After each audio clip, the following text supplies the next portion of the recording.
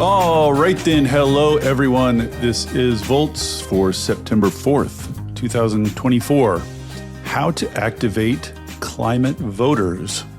I'm your host, David Roberts. There are lots of green nonprofits out there trying to make voters care more about climate change through education and persuasion. As any of them will tell you, it's incredibly difficult work. People are quite resistant to changing their minds, turns out. The Environmental Voter Project takes a different approach. Rather than trying to talk anyone into caring about climate, it tries to identify people who already care about climate, but who don't consistently vote, and get them to the polls. In other words, it tries to change behavior rather than minds, which is much easier. EVP has been involved in thousands of elections to date and has run randomized controlled trials to test its own efficacy.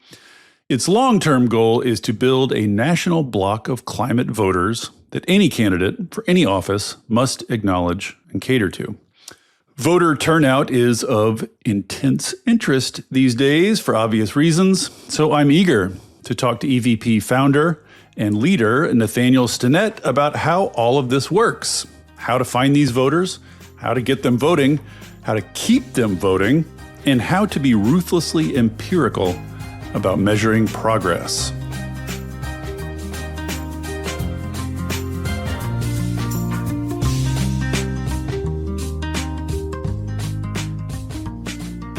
With no further ado, Nathaniel Stinnett, welcome to Volts. Thank you so much for coming.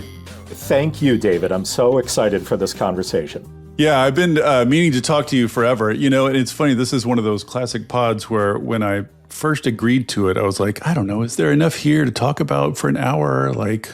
And then I started reading into it and digging into it. And now, of course, I'm in my more familiar position, which is how on earth are we going to cover all this in 1 hour?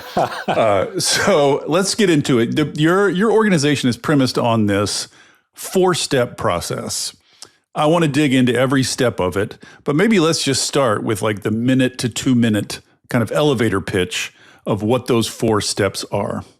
Sure. So the Environmental Voter Project is a nonpartisan nonprofit that is laser focused on turning non-voters into new voters, into consistent voters. We're trying to dramatically increase the number of environmentalists who vote.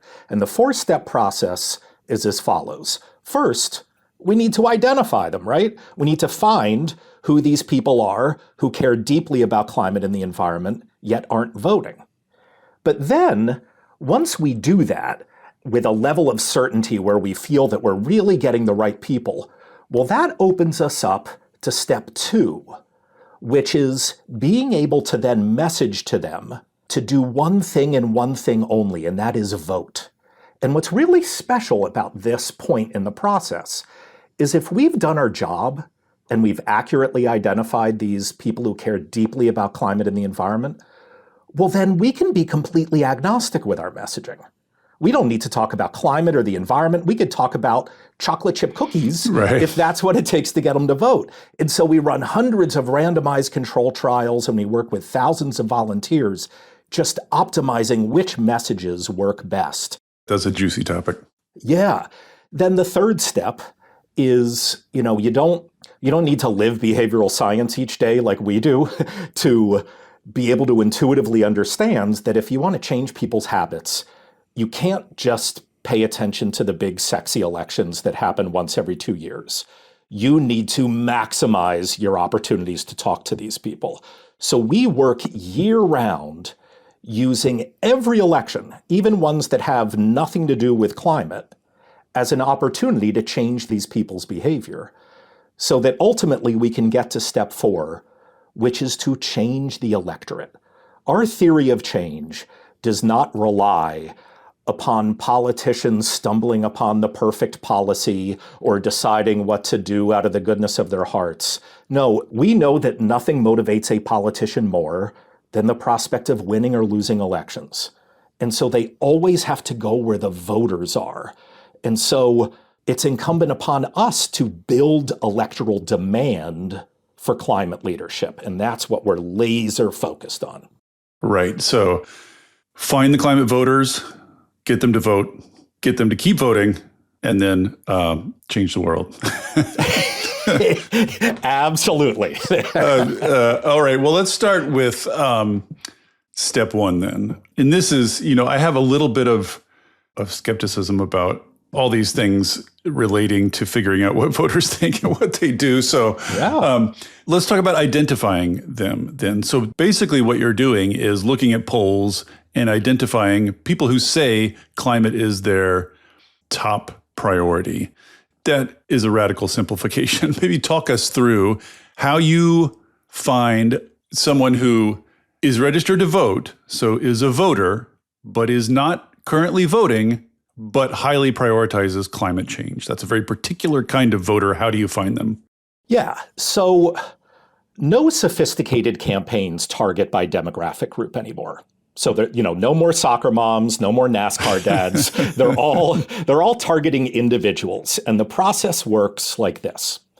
At the Environmental Voter Project, we want to target these individuals who list climate as a top priority and aren't voting. But we obviously can't interview every single American to find out which ones prioritize climate. So we need a more efficient and, actually doable approach that doesn't sacrifice too much accuracy. And the way we do it is we build predictive models on voter files. And this process that I'm about to explain to you is the same technique that presidential and Senate campaigns are using right now in the 2024 elections to target voters. So the first step, as you alluded to, David, is a huge poll. We poll like tens of thousands of people. So let's, as an example, pretend we're in Pennsylvania. just to pick a state at random. Just to pick a state off the map, to throw a dart at the map. Let's say Pennsylvania. We poll 10,000 people and we ask them one question. And the one question is, what's your most important political priority? And let's say 800 of them say climate or clean air or clean water, some environmental issue. Well, we can then isolate these people on voter files and start trying to learn as much as we can about them. And we work with data scientists who scour voter file data and census data and publicly available behavioral and consumer data. Yeah, part of this process, I've heard you present this a couple of times now, and I feel like part of what the audience is going through is realizing the creepy extent to which information about them is out there. It is creepy. Public. Totally. I mean, every time you really just want to download something from the Apple Store, and so you quickly scroll to the bottom of the 40-page, legal contract and just hit OK. Well, you are giving up some data about yourself. Yeah. And yeah, I freely admit it is creepy, but the climate crisis is pretty creepy too, David. Yeah. We're trying to solve some big problems. I mean, it's all public information. It's all out on the public record and accessible. That's right. And so these 800 Pennsylvanians in our example have self-identified as being climate first people. And we have all this data, and we can slowly but surely start to see patterns and correlations and groups of characteristics that different types of environmentalists have in Pennsylvania. So maybe we find a lot of Latina mothers who live in suburbs and lease a compact car and buy Apple products who list climate as a top priority. And then maybe there's another bunch of 30-year-olds with graduate degrees who subscribe to National Geographic and buy fancy dog food. And there are lots of different clusters. Some are strong and some are weak. But we keep on testing and testing and testing these. And after a long iterative process, what we can do is assign a score from 0 to 100 to every individual voter in a state voter file, telling us how likely they are to not just care about climate and the environment, but literally list it as their number one priority. So you're pulling a subset. A subset of that subset says climate is their most important priority. You analyze that subset of a subset and then project that out to the whole population. You're trying to figure out what kind of people put climate as their top priority. Yeah, I would say what kinds of people, because there are lots of, different clusters like this. Yeah. And, maybe you have a really high probability of being an environmentalist and you look nothing like the environmentalist who lives 3 blocks over because you have all these different data groups. But At the end of it, what's really important to understand is, we assign these probabilistic scores to people, and then we say, okay, thank you very much, data scientists. And usually what we do at the Environmental Voter Project is we chop off the top 15%. We say, okay, we're really only interested in people who have at least an 85% likelihood of listing climate or the environment as their top priority. Let's test the accuracy of this model that was just built. And so what we do is we call up a polling company and we say, hey, can you poll this list of people and ask them what their number one priority is? And every time we've done that, at least 85% of the respondents have said, oh, climate change. Why do you ask? Aren't you getting into kind of small N samples at that point? Like if it's a group of 800 people that lists climate as their top priority and you poll those 800 people, I'm assuming it's like whatever 5% of people respond to the poll, you have like 40 responses. Are you getting into too small numbers? No, because when I say we're testing the accuracy of the model, this is now the model that has been built and applied to the entire state of Pennsylvania. So we've now put scores onto 7 or 8 million people. And we've taken the people who this predictive model tells us has a greater than 85% chance. So that's more than 1 million people. And then we say, okay, let's test the accuracy of this model. Let's poll these 1 million people who should have at least an 85% likelihood of listing climate as their top priority. And every time we test it, at least 85% of the respondents say, oh yeah, climate's my top priority. And I want to be clear, that's not because we're particularly good or bad at this. We don't even build the models ourselves. We hire data scientists to do it.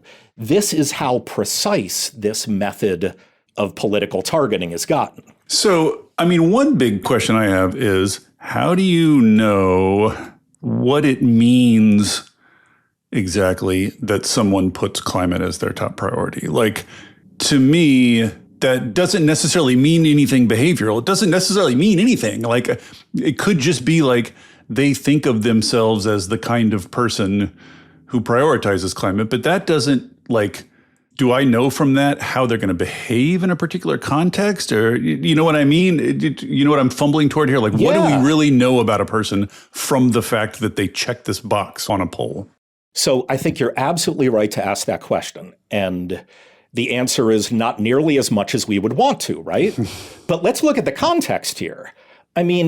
Do we ever know anything about how people vote when they go into the voting booth?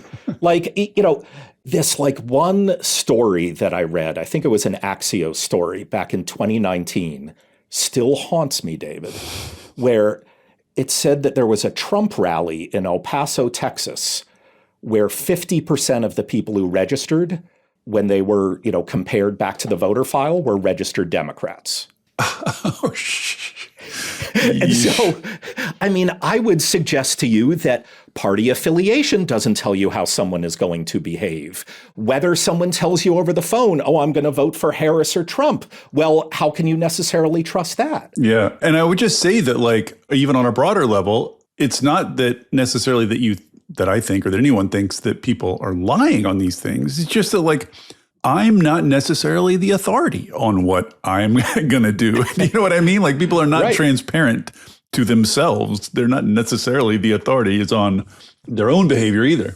That's exactly right. But what gives us confidence is a few things. One, what we are trying to do is change climate and environmental policymaking. And what policymakers do to figure out what issues to prioritize and what approaches to take is that they poll voters. And so chances are they are asking these same questions in the same way as we are. Well, this is the other side of my skepticism. Maybe we can touch on this later, is whether that is, in fact, how politicians decide what to Well, what to prioritize. There are, after all, lots of issues that command enormous majority agreement across all Americans, which politicians won't touch at all. Go to gun violence or whatever. It's not a one-to-one correlation between voter priorities and politician priorities. That's where I think that the distinction between voter preferences and voter priorities is so important.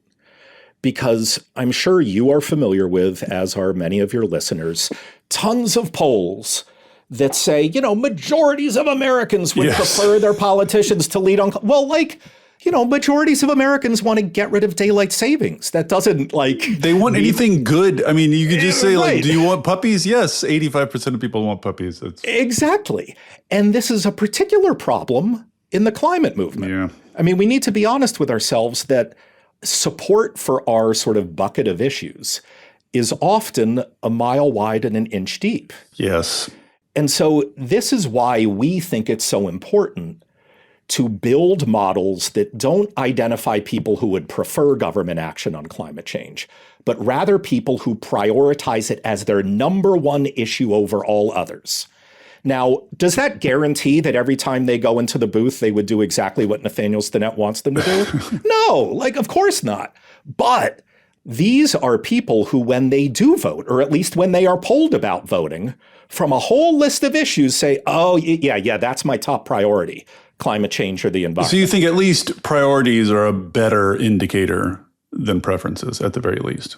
Absolutely. It's not only a better indicator of how they are going to vote, but I don't know if you want to get into this now or later, you referenced it, but there is a lot of research showing that, yes, politicians do prioritize the priorities of voters over the priorities of non-voters.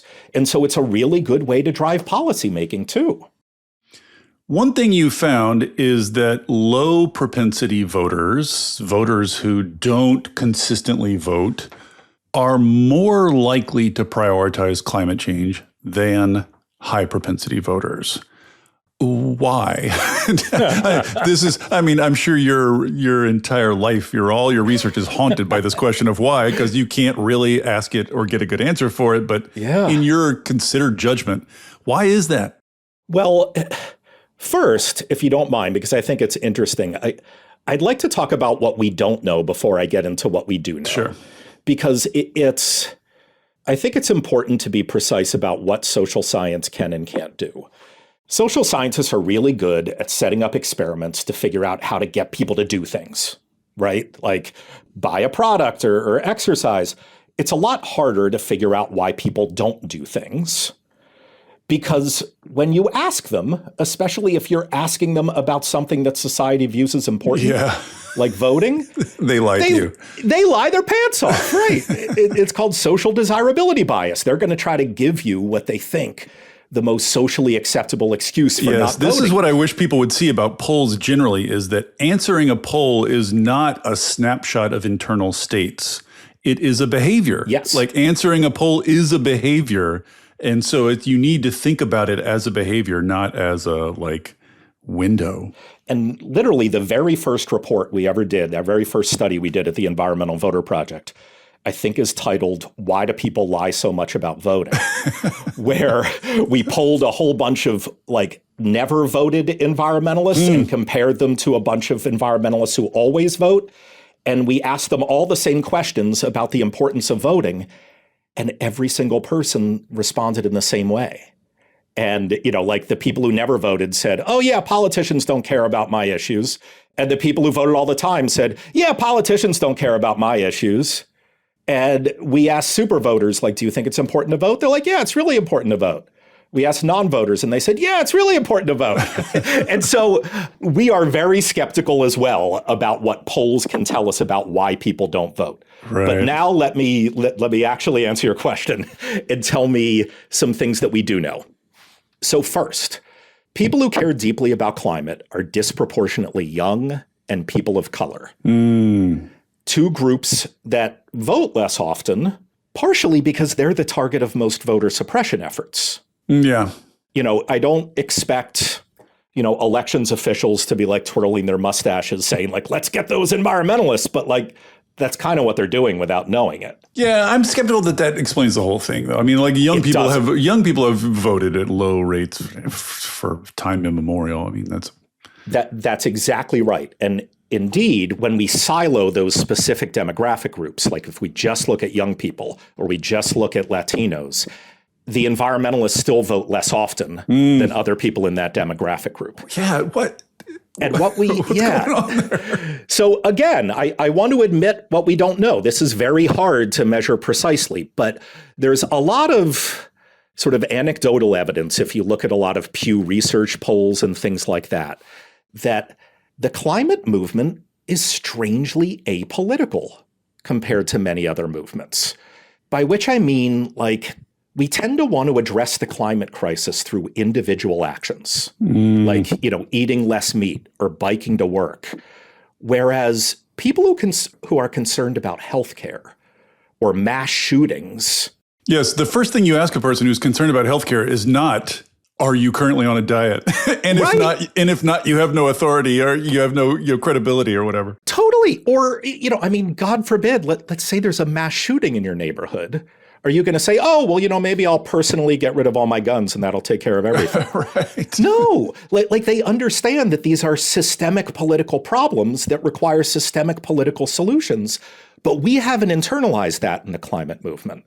And there's a lot of good research showing, Naomi Oreskes has done a lot of it, that much of this is due to a fossil fuel PR campaign that's been going on for decades, essentially convincing us that the climate crisis is all our personal fault. Don't pay attention to that coal-fired power plant back there. Instead, look in the mirror because you're carrying a plastic water bottle. And we bought it.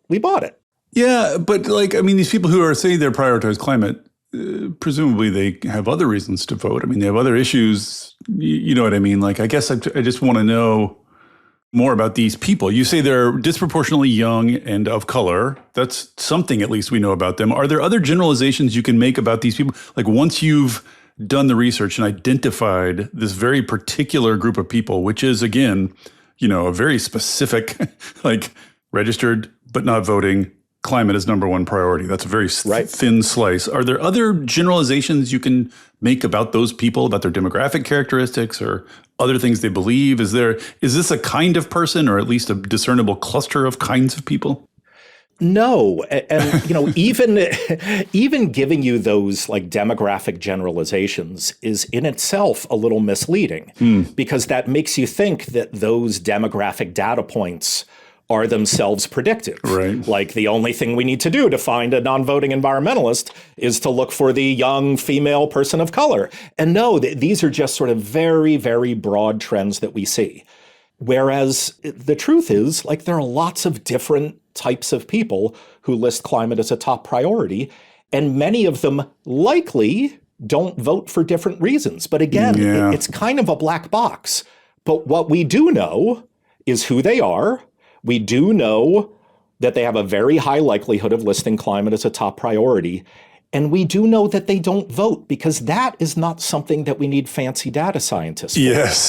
This is a great segue to our next topic, which is when you're thinking about how to get someone to do something, the most basic question in the universe, you don't really need to know that much specifically about them. Humans are kind of humans a little bit in this area. So you've now identified, you have literally a list of people. Yep. In the millions, is that? Yeah. So we work in 19 states, and this year in 2024, we have identified 4.8 million already registered voters in these 19 states. What about in Pennsylvania? Would that be In Pennsylvania, we've identified 246,000. Got it. Okay, so you literally have a list of 246,000 names, addresses, decent amount of data about their other behaviors and characteristics, and you want to get them to vote. How do you do that? First, just very basically, logistically, we reach them in 5 different ways, all of which need to be communications methods where we can individually contact someone, right? We're not going to use a billboard or a television because ultimately we're going to run this stuff through a randomized control trial and see who votes and who doesn't. So the 5 ways that we communicate with voters are door-to-door canvassing, phone calls, volunteer postcards. So those 3 things are done by volunteers. And then we as a staff run digital ad campaigns and direct mail campaigns. So those are the 5 ways that we target these individuals. And then as far as the messaging, and I'll speak sort of in very broad terms first, because I imagine you'll want to get into the nitty-gritty examples. we don't message about climate change. Yeah. I think it's pretty well established that talking about climate change does not get people to vote. Right. But more broadly, what we've discovered, and I use we very, very humbly and broadly, I'm speaking about decades of academic research, has discovered that most people aren't rational actors when deciding to take a particular action. What, Nathaniel? Wait, hang on. I know. Do you have a record scratch sound effect there? Instead, we are usually acting in a way that behavioral scientists call an expressive choice, where we're trying to express an aspect of our personality. Yes, it's social. It's social. We are social beings rather than rational beings.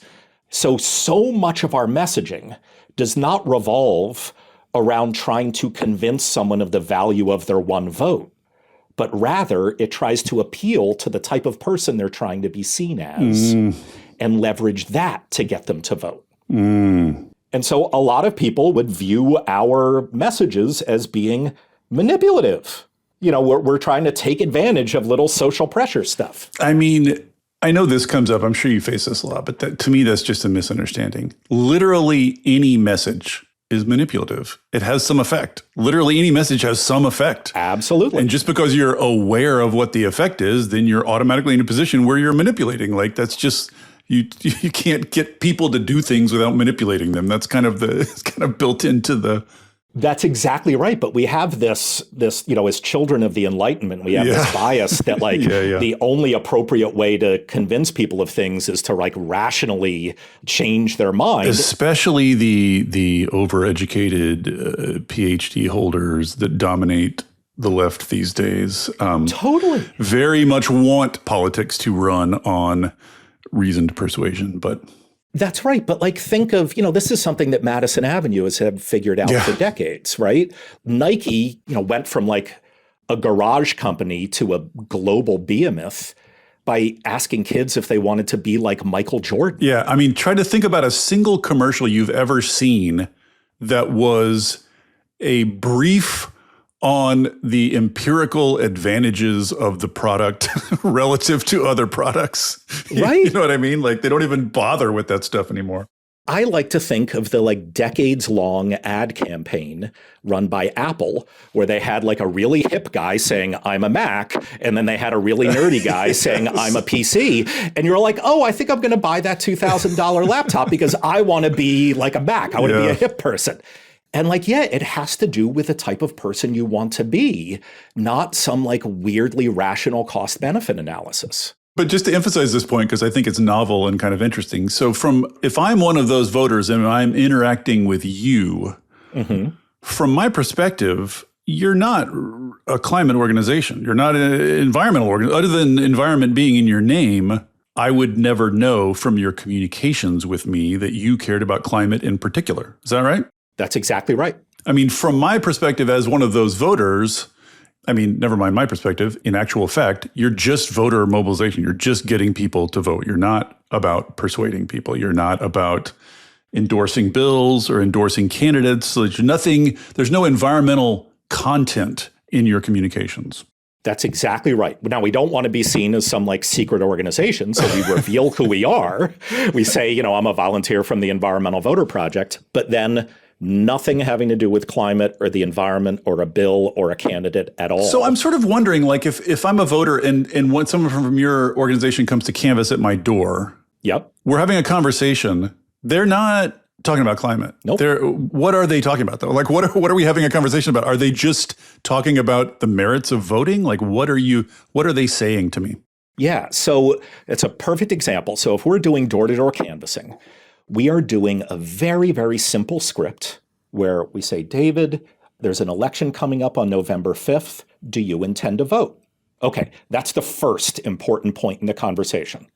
Most people want to be thought of as good voters. Yeah, well, I feel like everybody will lie to you at their door, at their door when they're talking about that. Yeah, they're embarrassed. And David, we would only be talking to them if they were sucky voters.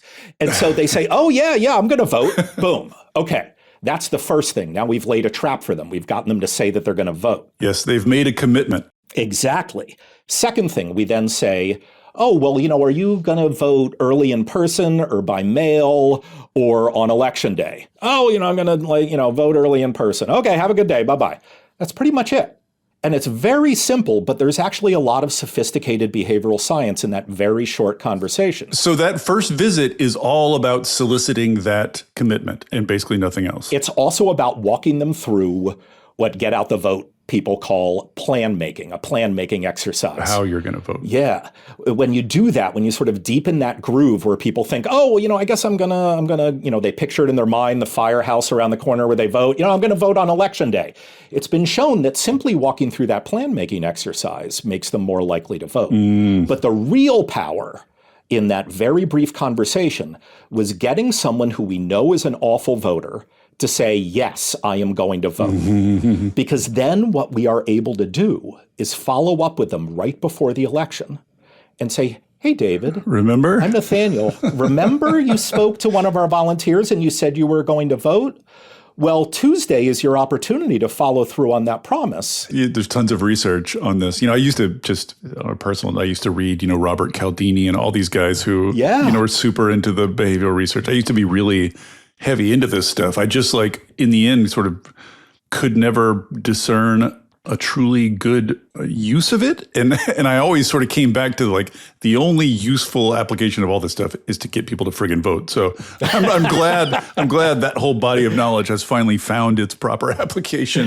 It has here. But there's tons of research saying that if people make that commitment, even if they are making it shallowly or without thinking much, or even if they are lying, even if they're consciously lying, right? Just saying it out loud creates this weird marker, this weird weight that then pushes them to action later.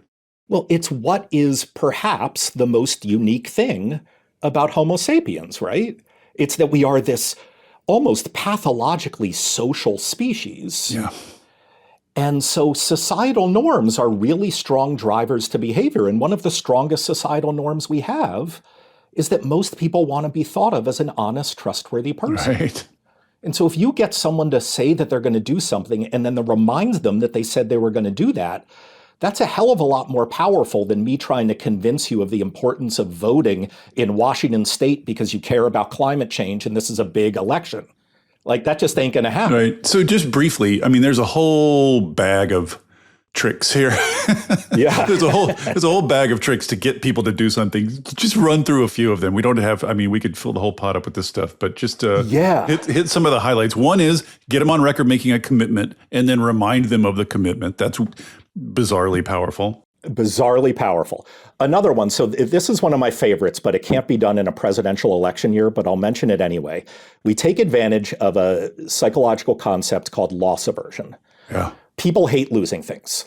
People hate losing $5 even more than they are excited at getting $5. Yeah. And so we use that in the context of trying to get drop-off voters to vote in elections other than presidential elections. So as you can imagine, there are a whole bunch of people who care about climate who might vote in a presidential election, but nothing else. And remember, whether you vote or not is public record. And so what we do is we follow up with these people right after a high turnout election. And we say, David, thank you for being a good voter in last November's election. Now, don't ruin your new good voting history by missing your Seattle City Council election. We make it seem like this act of voting in a local election for the first time is actually a potential loss. They could lose their new good voting record. Right. So by voting, they have gained something. Exactly. And by not voting next time, they'll lose it. Exactly. Another very simple one, and what I like about this is that I think a lot of people have probably experienced it in their own lives. And this is a behavioral psychology concept called endowed progress. Now, I don't know if you've ever been to a coffee shop where they gave you one of those cards where if you got 10 stamps, you got a free coffee. They all do now. So clearly somebody's done some research on this behind the scenes. Somebody's done some research, right? So there's a really cool behavioral economics experiment done probably a decade ago where a bunch of coffee shops figured out if they sell 5 coffees, then if they give someone 5 stamps, they're so much more likely to then buy another coffee, and you should give them a free one. Right.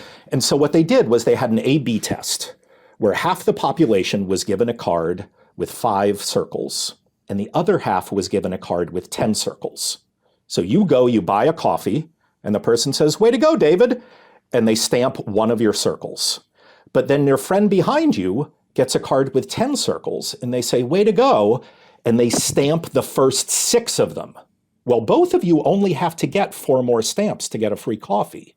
But your friend, who has 6 out of 10 circles, buys coffee much, much faster than you did with only 1 out of 5 circles, because they have been endowed with this sense of progress that they're almost at the finish line. And we're making progress. Let's not mess it up now. Exactly. Like, we're almost there. Let's not mess it up. So how do we use that in the voting context? Well, we have all of these people who have never voted, and we don't want to make it seem like they're going from 0 to 1. We want to make it seem like they're already almost there. And so we will send them digital ads or direct mail that just has 3 lines of text and 3 open boxes next to each line. And we'll say, "You're registered to vote." Check. You're active on the voter rolls. Check. The last step is being a voter. We're here right on the verge, on the verge of success. You are 2/3 of the way there. Come on. We're endowing them with this sense of progress. And it is very simple, but it works. I mean, just one postcard mail piece like that boosted turnout in a statewide primary in Pennsylvania by 0.5 percentage point, which might not seem like a lot, but, it is. These days, every vote is precious. I think everybody gets that these days. Yeah, a 50-cent postcard, if it can boost that much, like, it's totally worth it. Right. You do follow-up experiments on all these to see which of these kind of tricks works best. I'm curious about some failed attempts. Are there things that you thought might work that didn't? Hey there, everybody. Don't worry, I'm not going to tell you about a new mattress or push a credit card on you. This isn't an ad. There are no ads on Volts. It is supported entirely by listeners like you. If you'll indulge me for a second, I'd like to ask for your support. I started Volts because we're all surrounded by depressing news about climate change and misinformation about clean energy, and it's never been more important to share the stories of the real people on the ground doing the real work of transition, and all the ingenuity and courage and public spirit they are bringing to it. People are hungry to hear these stories, to learn from and find inspiration in them. I've heard from people who change majors or careers after hearing episodes of Volts, people using it in classrooms and community groups, even state legislators who have passed bills inspired by specific episodes. Sharing these stories matters. It makes a difference. If you have found value in it and want to help me continue doing it, I hope you will join the community of paid subscribers at volts.wtf. It's about the cost of a cup of coffee a month. If you don't like subscriptions, you can make a one-time contribution, leave a review on Apple or Spotify, or just tell a friend about Volts. I am grateful for any and all support. If you're already a paid subscriber, thank you. And now, back to the show. Are there things that you thought might work that didn't? Yes.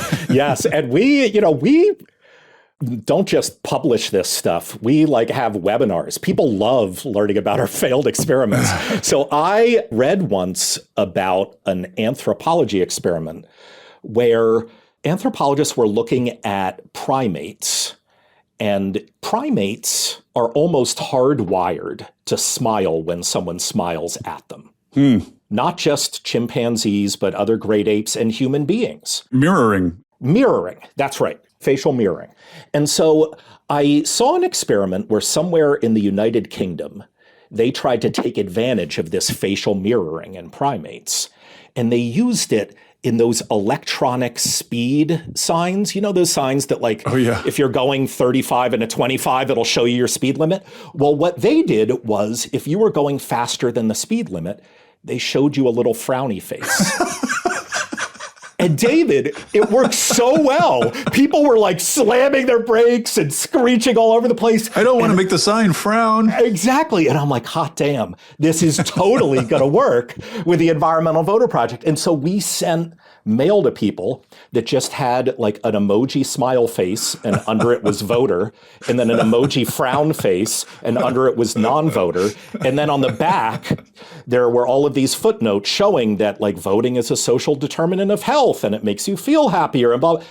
And yeah, the results came back and it didn't work at all. it did not increase turnout one iota. But that's the process we take. We thought it was worth testing something like that. It's haunting. I guess it's all true for all social science research. It's like, that didn't work, but you'll never really be able to know exactly why it didn't work. Like exactly. I'm sure it's an eternal mystery. Like it works in this one setting and not in this other setting. Yeah, it's like the situation where like you wanted to have the perfect joke, but you didn't think of it until 10 minutes later. Like I keep on wanting to come back to that. I keep on wanting to like try it again and try it again because I was so in love with the concept. A bigger frown, something. Right.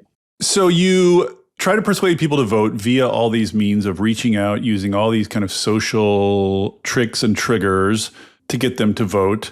And then, as you say, you don't just want them to vote once. You want them to become voters. And so I assume there's some research out there on like how many times do you have to do something before you become the kind of person who does that thing? What's the sort of threshold there? Like is there a certain point at which you've made someone into a regular voter and then you can just leave them alone? Like what's the process after the first round? Yeah, so I wish there was a clear answer, but there are so many variables at play that it's hard to say something as simple as, well, you get them to vote 3 times and then they're done. Because, we're always going after unlikely voters, but an unlikely voter in a presidential election is different from an unlikely voter in a city council race. Everybody's an unlikely voter in a city council race. Exactly. And so maybe if you start getting someone to vote in local elections, well, they were already a pretty darn good voter. And now that they're voting in locals, well, it's much easier for that to stick. Whereas it's harder if you get someone to vote in a presidential for the first time. But what I can tell you is searchable public voter files makes it very easy for us to always see which of these environmentalists we've identified are still voting in local elections or primaries or generals or presidentials or things like that. And as soon as one of them builds up a voting history that makes us think that they're likely to vote in this upcoming election, we don't talk to them. They don't need a turnout organization. And then 2 years later, if they fall off the wagon, they're right back into our turnout universe again. They just keep voting just to keep you guys from hassling them all the time. That would be fine. That would be fine. But this habit-making aspect of our work, I think, is so important to understand because I freely admit, David, it is really boring. Like, we are involved in hundreds of elections each year, many of which, I freely admit, have nothing at all to do with environmental policymaking. Mm-hmm. But they have everything to do with building good voting habits. And our sort of biggest heuristic is, never let an election pass us by without using it as an opportunity to at least have a light touch on one of these voters. Because the simple truth is, no matter how clever our messaging is, it's almost never as powerful as repetition. Yes, repetition is magic. So yeah. Can you generalize? Do you have a sense of the fall off rate? Like, you push on a particular election, you get X number of people to vote for the first time. How many people go on to vote for the second time? Like, what are the fall off rates?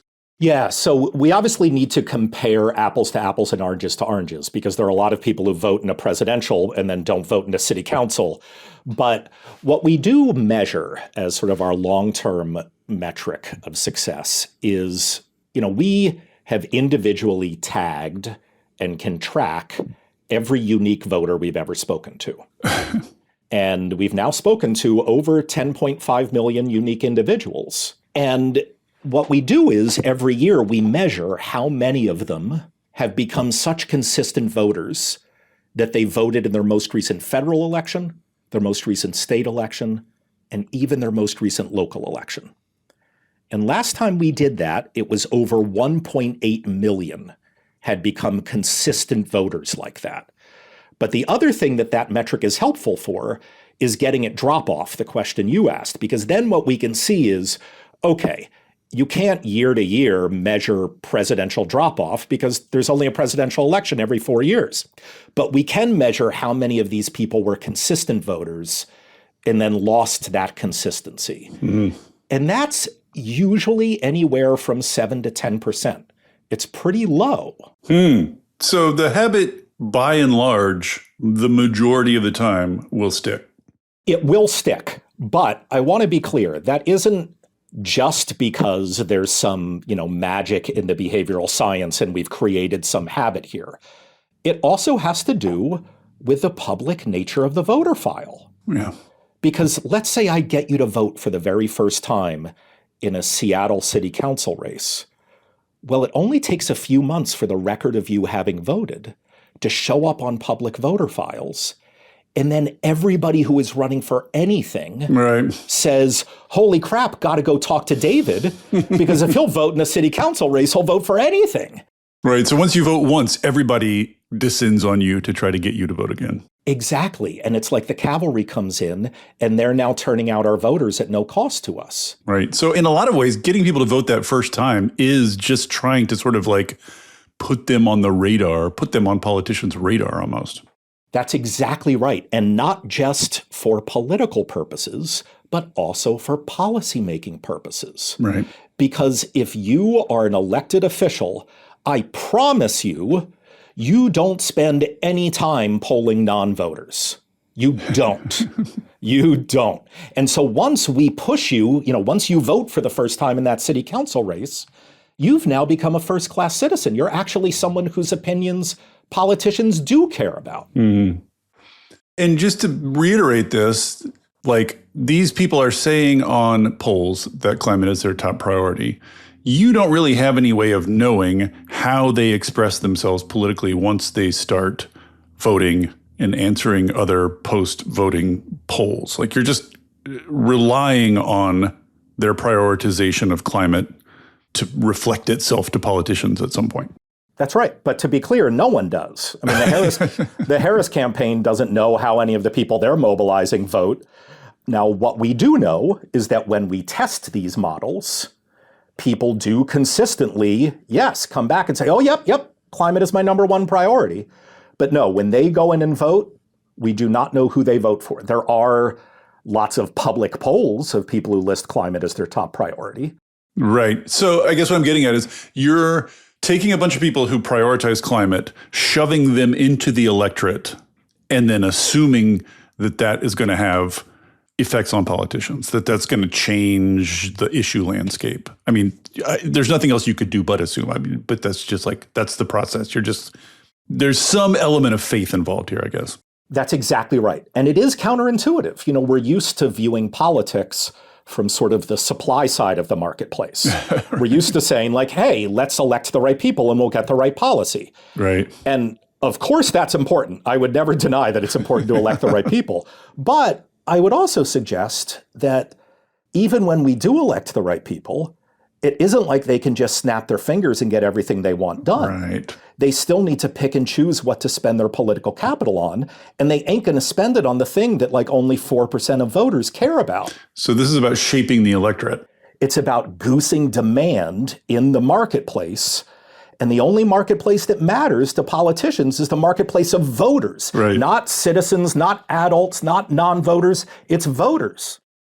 I want you to say just a word about the testing you do to verify what's happening here, these randomized control trials, just enough to give us a sense that, you're not just like hoping for the best here. Right. So, and to give you a sense, we do these randomized control trials not just so we can measure our impact, but also so we can figure out which messages work and which messages don't work.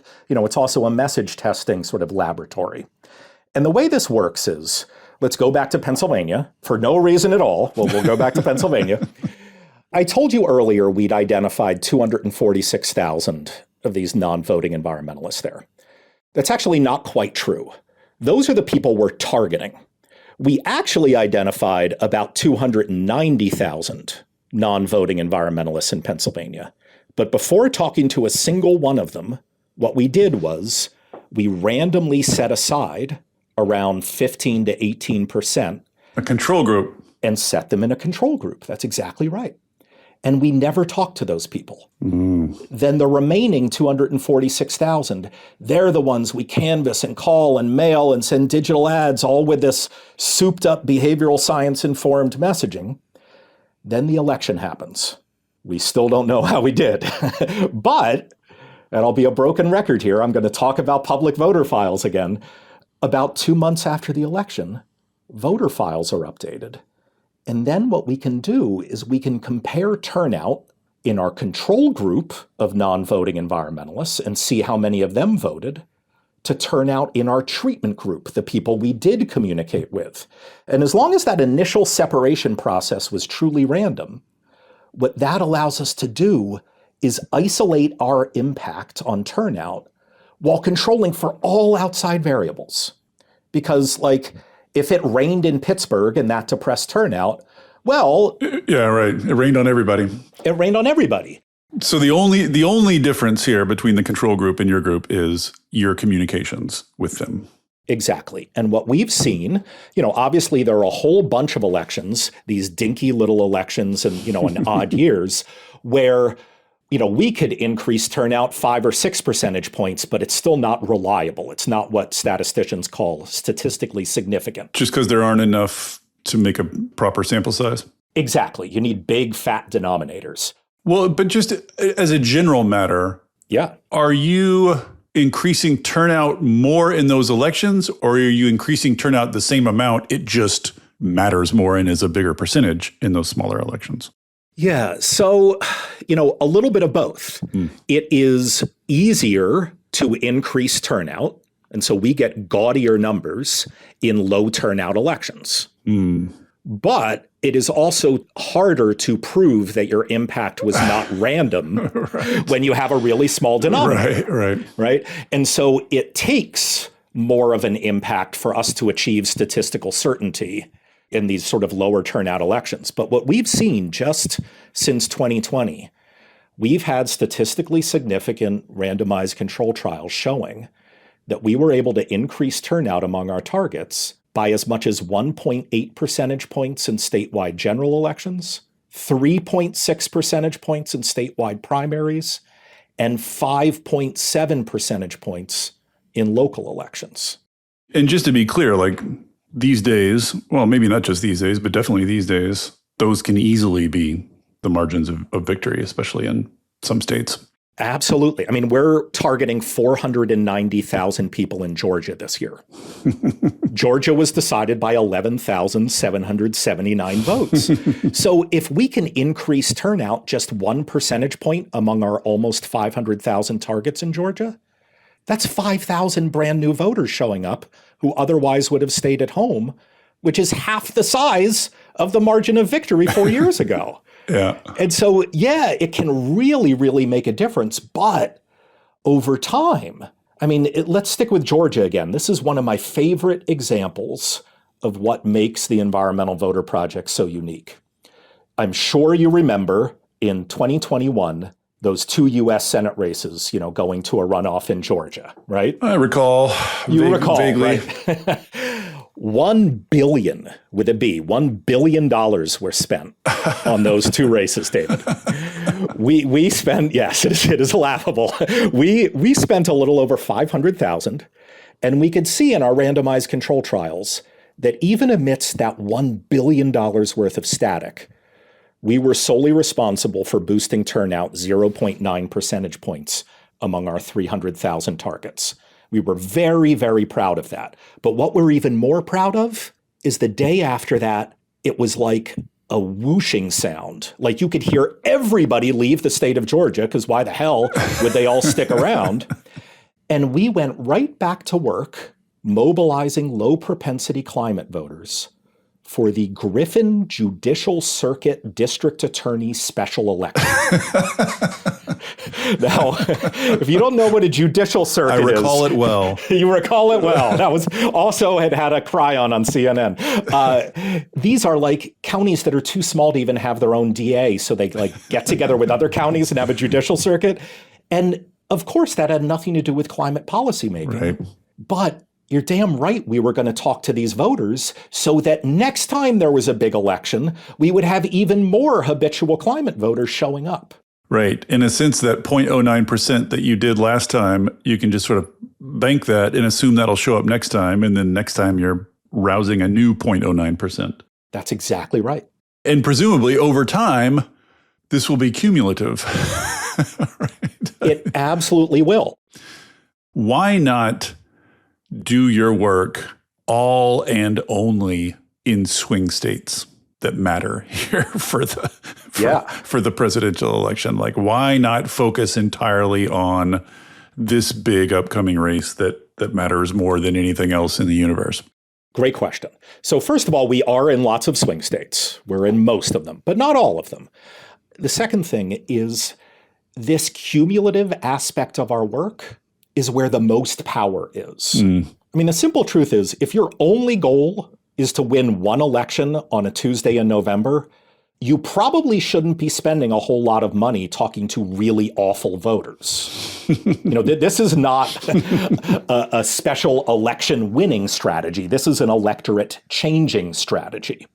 And so what that means is we decide what states to work in based on three criteria. First, where is there a disproportionately large population of non-voting environmentalists? Because no matter how good we are, if there are like 20 non-voting environmentalists in Idaho and we get them all to vote, like, who cares? That's not going to do anything, right? So that's the first criteria. I don't know if you could find 20 in Wyoming, that might actually make a difference. That could make a difference, right. And so, for instance, we're in places like Arizona and Pennsylvania because there are tons of non-voting environmentalists. We're not in Wisconsin because there are almost no non-voting environmentalists there. Interesting. And do we know why that is? No. I mean, I wish there's we lots did. of different stories you could tell, right? I mean, one story you could tell is the Democratic Party is so good in Wisconsin, thanks to Ben Wickler, that all the voters have been activated, right? Like there's not a lot of slack left. And we do see some evidence of that. When we do some testing, it's not that we don't see environmentalists in Wisconsin. It's that the environmentalists we do see are voting. And so, yes, there is some reason to believe that sort of the typical three-legged stool of a campaign, where you've got registration, persuasion, and turnout, is almost a two-legged stool in Wisconsin now, where it's registration and persuasion. So that's the first way that we choose states. The second way I alluded to earlier when I was speaking about how important repetition is. We need to have lots of bites at the apple. And so there are some states like, say, Oregon. Oregon has lots of non-voting environmentalists, but for good government reasons, they now only have elections in even years. And so if we were in Oregon, we would only be able to talk to our voters twice every 2 years. And that just ain't enough. Whereas in a place like Georgia, where every election, every primary goes to a runoff, every general goes to a runoff, every special goes to a runoff. They have odd year elections. They have there are some years where we speak to our targets in 8 different elections in Georgia. Then the third and final criteria is we don't just care about changing federal policymaking. We also care about state and local policymaking. And so, playing in Nebraska, where there are publicly owned utilities, where a 1,000-person election could shut down a coal-fired power plant, is a really high leverage opportunity. But also, New York City is going to have a mayoral election next spring, and you better believe that that's a very important climate policy-making position. And so, we're not just in purple states, we're also in these red and blue states where we feel like all of these criteria come together and give us an opportunity to really change the political dynamic and policymaking. Interesting. Yeah. So I think that's a good distinction. I mean, there are groups that are focused on turnout to win a particular election. And then your group is focused on long-term voter activation, which, might be a suboptimal way of maximizing turnout for any particular election, just because you have longer-term goals. That's exactly right. Now, obviously, our randomized control trials show that we often do have significant impacts in specific elections, but that's not our primary goal. Our primary goal is to be earlier on in the pipeline. We want to stuff the pipeline with mediocre or good voting environmentalists that all the campaigns will say, oh, holy moly, look at all those environmental voters. Let's go get them. Right. And so we're earlier on in that pipeline. One of the things that I kept coming back to is, when you think about if you want someone who cares about climate to vote, and they're going to vote based on climate concerns, in today's political landscape in the United States, that means they're going to vote for Democrats. I mean, that's, we might wish it were otherwise, but that's basically true. So like de facto, you're acting as a Democratic turnout operation, a long-term Democratic turnout operation. I mean, you're increasing the number of Democrats voting in particular elections. Is there, from a distance, any distinction between that and what you're doing? And does that, I don't know, do you care? Does that bother you at all? Obviously, I personally view that as a good thing, but maybe you feel otherwise. Yeah, well, so we are a nonpartisan organization, but I would say, there are good Democrats and there are bad Democrats.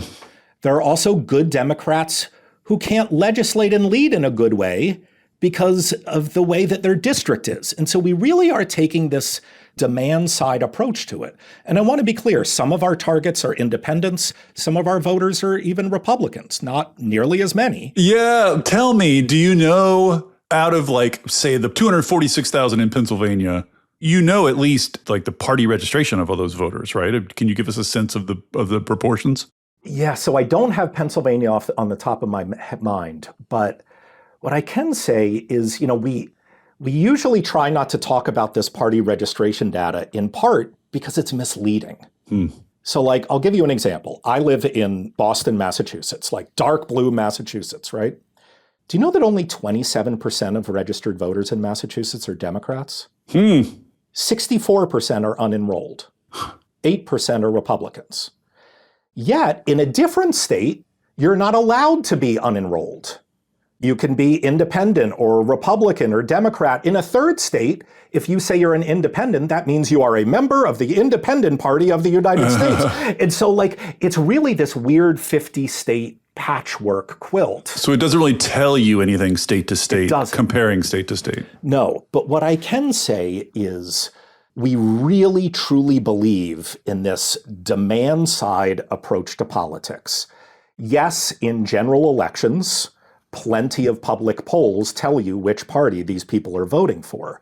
But as I said earlier, just because the so-called right person wins doesn't mean they can do whatever they want. Right. The example I keep coming back to is the very beginning of the Obama administration, where they were very public about the fact that they were deciding between Waxman-Markey and the Affordable Care Act. Yeah. And they couldn't spend their political capital on both. And surprise, surprise, David, they went with the thing that 20% of voters list as their top priority instead of 1% of voters. And that's not because Obama was a bad guy. It's not because he didn't want to address the climate crisis. It's because politicians need to be stingy with their political capital.